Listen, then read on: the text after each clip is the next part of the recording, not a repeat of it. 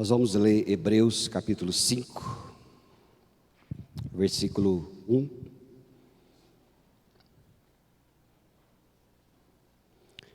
Vamos ler até o 10.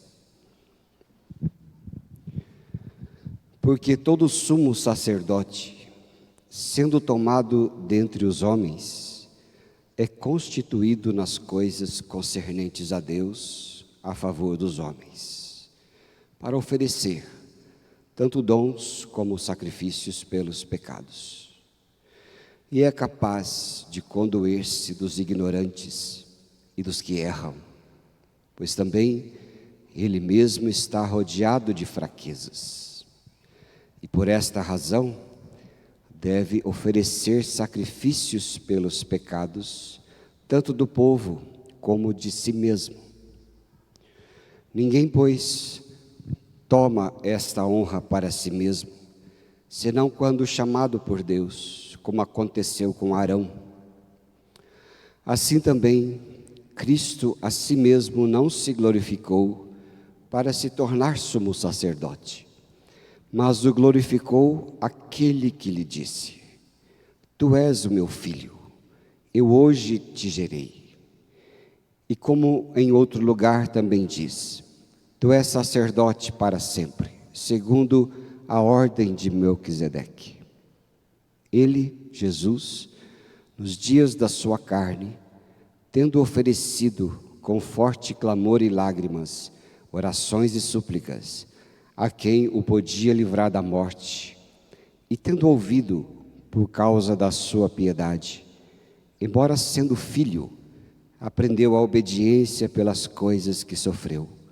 E tendo sido aperfeiçoado, tornou-se o autor da salvação eterna para todos os que lhe obedecem, tendo sido nomeado por Deus sumo sacerdote, segundo a ordem de Melquisedeque.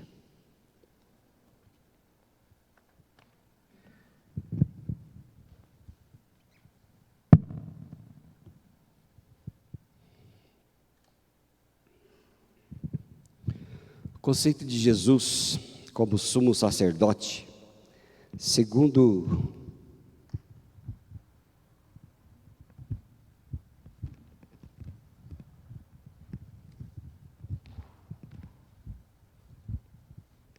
aí sim, né? A gente percebe, irmãos e irmãs, que Jesus, como sumo sacerdote, diz a Bíblia, segundo a ordem de Melquisedeque, ele é uma das verdades centrais aqui do livro de Hebreus que nós lemos. E esse livro foi escrito para cristãos judeus que estavam enfrentando perseguição e tentando retornar às práticas judaicas. Eles tinham abandonado, já estava com a fé enfraquecida em Jesus Cristo, e com essa fé enfraquecida em Jesus Cristo, eles estavam então voltando às antigas práticas religiosas do judaísmo. Por isso o autor busca aqui mostrar então a superioridade de Jesus Cristo em relação a tudo isso, em relação ao judaísmo, às instituições, às figuras passadas do Antigo Testamento que ficaram para trás. E isso tudo era o objetivo da cartinha tão preciosa e importante aos Hebreus. E aqui no capítulo 5, do versículo 1 em diante, é destacado então a posição de Jesus como o sumo sacerdote. E ele estabelece então a superioridade de Jesus como sumo sacerdote, acima daquelas figuras de sumo sacerdote do passado e também do judaísmo. Ali no judaísmo havia os sumos sacerdotes. E naquele tempo em que os cristãos estavam prosseguindo, ali naquele tempo, os sumos sacerdotes não eram mais os tradicionais segundo a fé.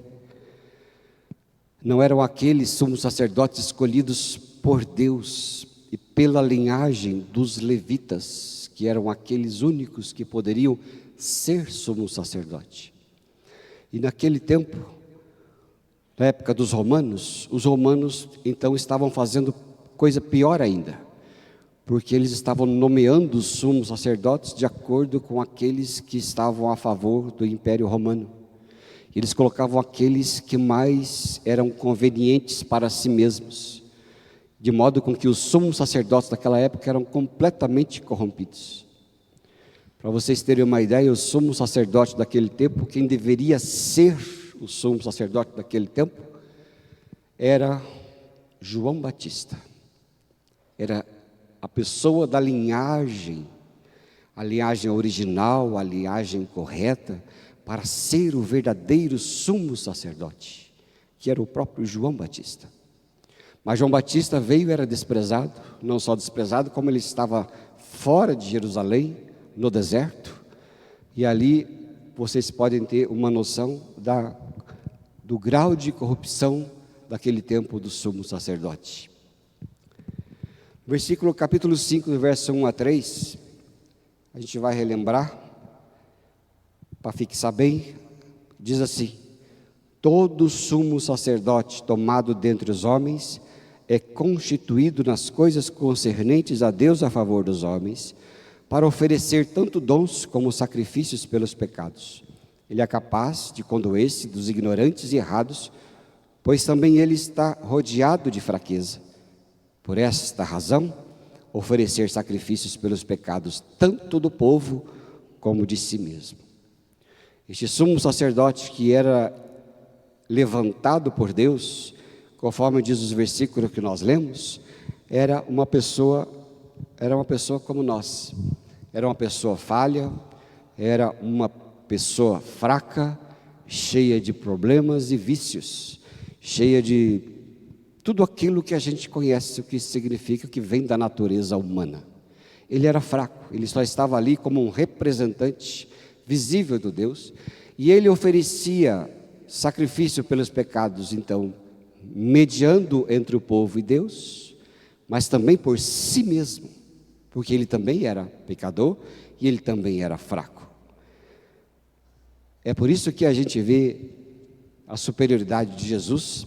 Se pudéssemos dar um título assim, né, para uma mensagem como essa, seria o título tão batido, que seria Jesus, o verdadeiro pastor, né, que a gente encontra em João capítulo 10, né, o pastor verdadeiro, o pastor que dá vida pelas ovelhas, e era o pastor de verdade. Hoje nós temos pastores, padres e sei lá quem, e todos os tipos de religiões, eles são aqueles representantes todos, e todos estão aí na frente, né, das igrejas, de todo quanto é grupo, mas na verdade, quando nós, os evangélicos, cremos em Jesus como nosso sumo sacerdote, nós podemos crer em Jesus, que é o verdadeiro sacerdote, o verdadeiro pastor, a verdadeira pessoa que cuida de nós, e é a Ele que nós vamos seguir. Aqui o papel do sumo sacerdote no Antigo Testamento, ele era crucial para a mediação entre Deus e o povo. Era escolhido então dentre os homens para oferecer sacrifícios pelos pecados do povo e também os seus próprios.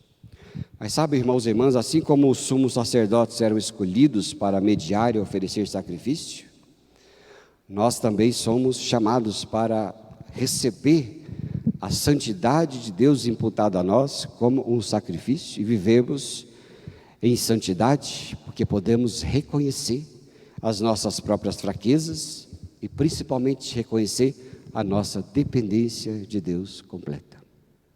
Nós somos dependentes do Senhor, somos aqueles que cremos que Ele é o sumo sacerdote que Deus enviou para nós, que é aquele que o Senhor providenciou para este mundo, não sendo ninguém dentre os homens, ninguém dentre as pessoas, mas aquele que Ele mesmo enviou para ser o nosso pastor, o nosso sacerdote perfeito, porque Ele ofereceu o sacrifício não dele mesmo, porque Ele não tinha pecados, Ele ofereceu o sacrifício e pagou o sacrifício e a pena do povo.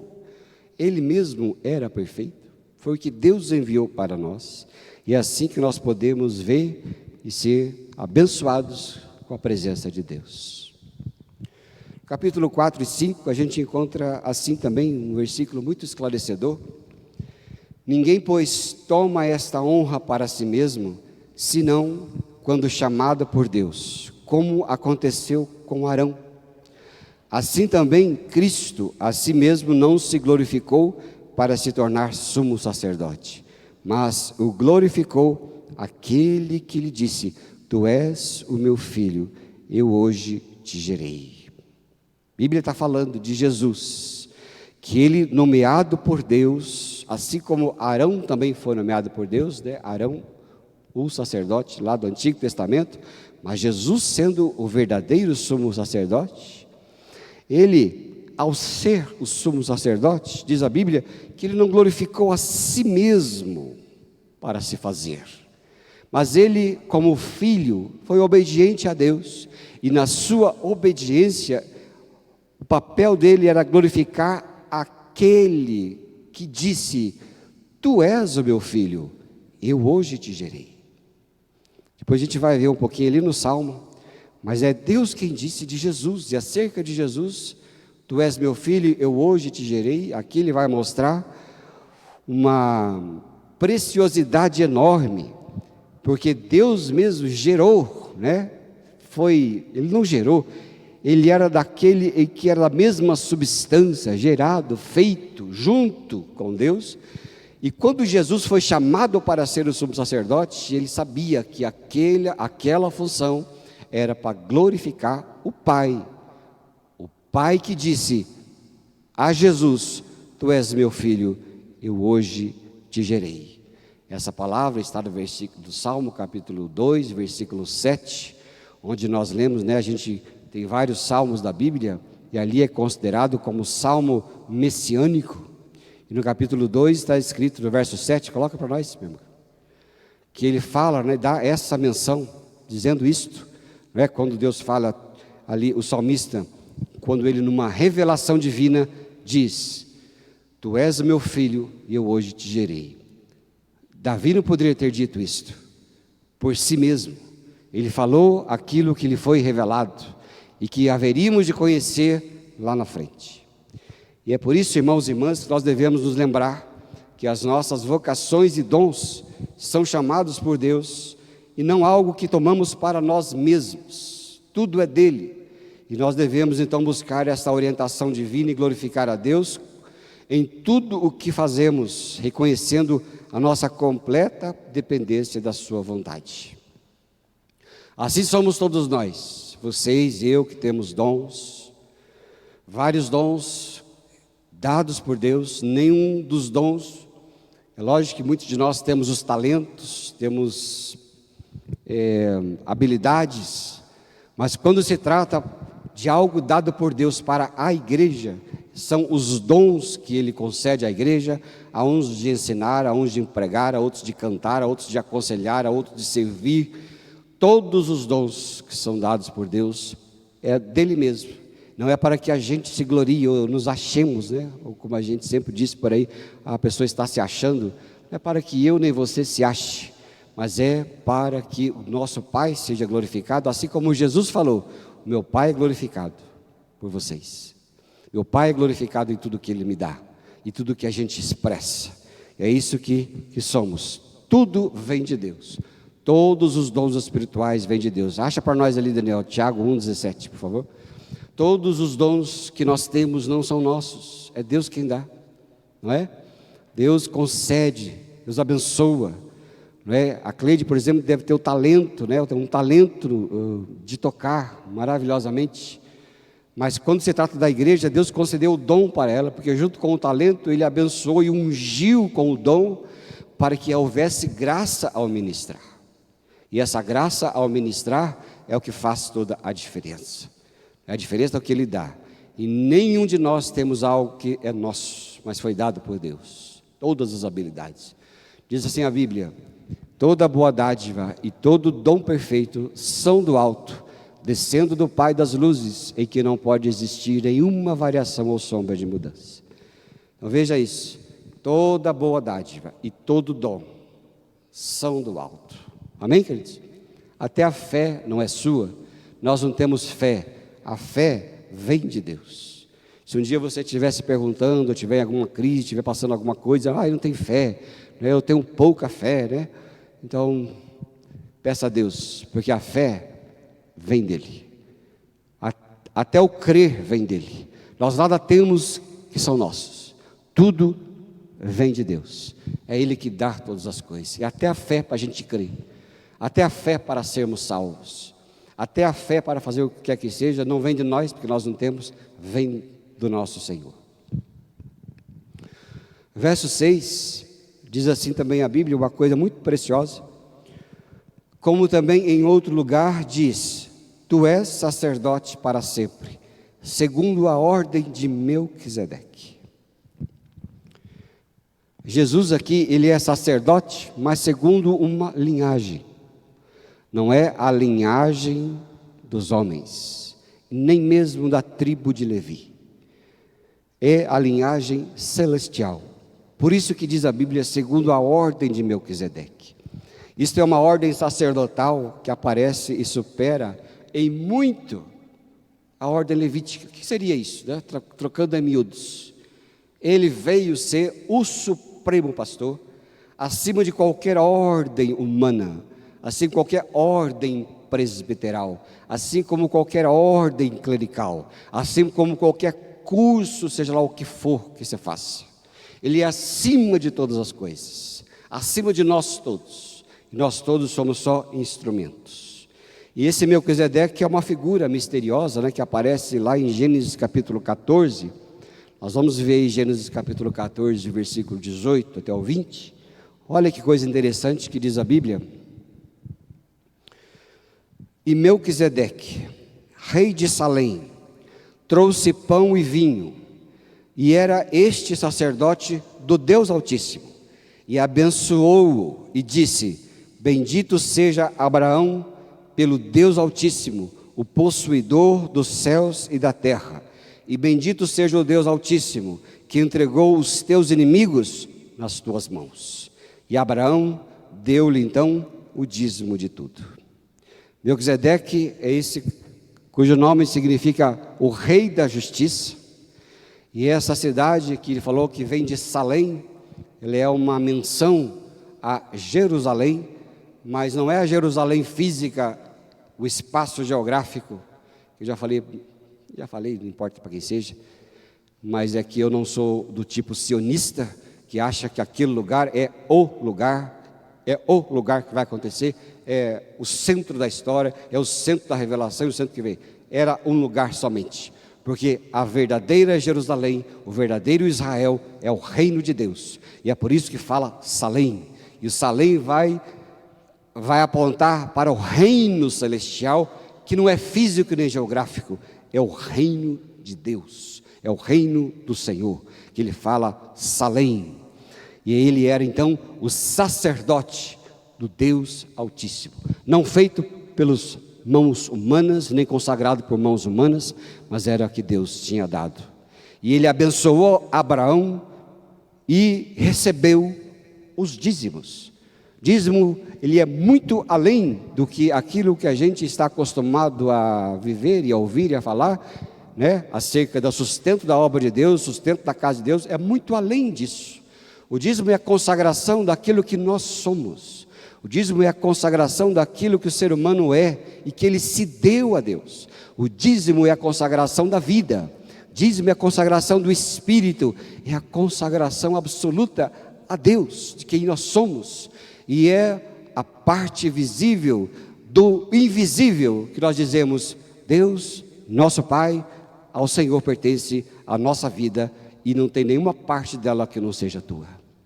Era isso, por isso então, o Melquisedeque recebeu de Abraão a consagração.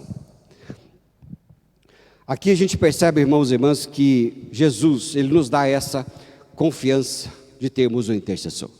Se Deus mandou a figura de Melquisedeque lá do Antigo Testamento, era que ele estava mostrando que era Jesus, o Filho unigênito, que viria em sua plena manifestação no fim dos tempos. E o fim dos tempos é esse que nós vivemos, não é? É o fim é que nós estamos vivendo já, que nós estamos experimentando a revelação, não do que virá, mas daquele que já veio, que é Jesus Cristo. E então Ele nos abençoa com esse sacerdócio, e que nós podemos então nos aproximar de Deus nessa confiança, sabendo que Jesus intercede por nós continuamente. Nossa vida, ela é sustentada por Jesus, não é verdade? Nossa vida, ela é completamente sustentada. Se nós estamos de pé, se nós cremos, se temos a salvação, se temos a esperança da eternidade, é porque nós estamos plugados em Jesus, ligados em Jesus, constantemente, e é Ele quem nos sustenta. E esse sacerdócio, Ele nos contempla. Em primeiro lugar, Ele nos contempla com a salvação completa. Jesus pode até salvar perfeitamente aqueles que se aproximam dEle e vão a Deus. É por Ele. A sua obra na cruz, ela é absoluta, ela é completa, suficiente, e não necessita de nenhum complemento, não necessita de nenhum outro sacrifício, não necessita de adendos, não necessita de absolutamente nada da nossa parte, que não seja o arrependimento e a consagração completa da nossa vida a Ele e a confiança nele, somente a nossa confiança.